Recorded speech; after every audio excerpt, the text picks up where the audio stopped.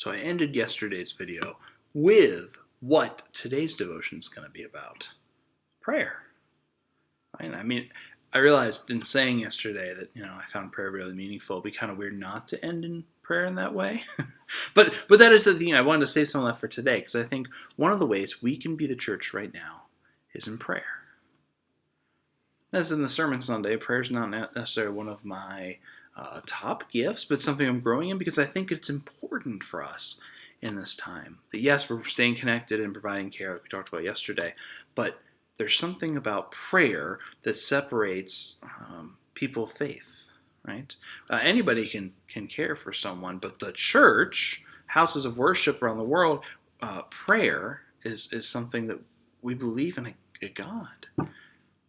That we believe in a God that not only hears our prayers, that acts in our prayers in ways we don't even necessarily understand or see, but we, and sometimes we do, we give thanks for those examples. That's why I love to conclude those prayers of thanksgiving with our 618 prayers, of course. But we also believe in a God who prays for us, who has that two-way street, that relationship with us.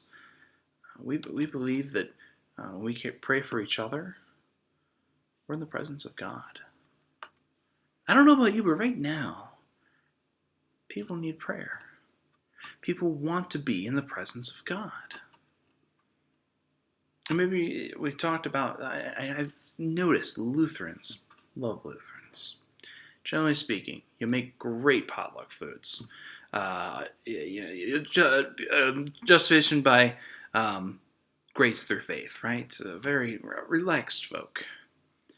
But when it comes to prayer, Lutherans we get in our shells a little bit. Oh, I'm not that good of a prayer. Oh, I don't know how to pray. I mean, you know the Lord's Prayer, so you do know how to pray.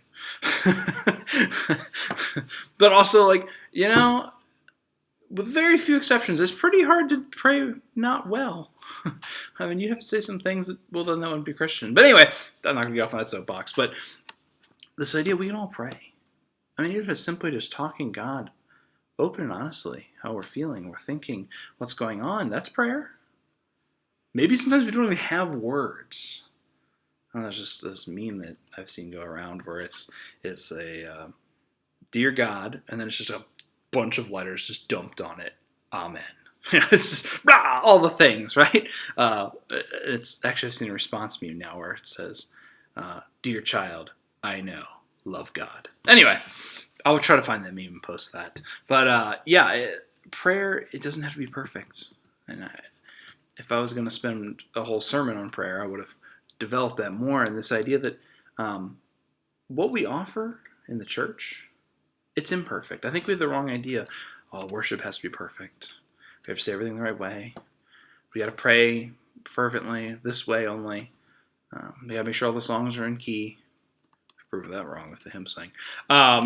We have to have this certain level of expertise and perfection with how we worship, how we interact with God.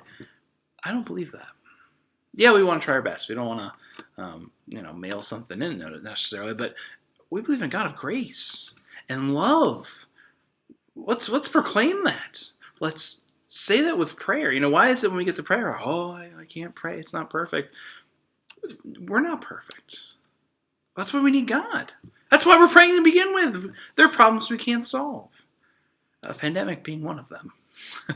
But yes, this is a way for the church to proclaim that fact.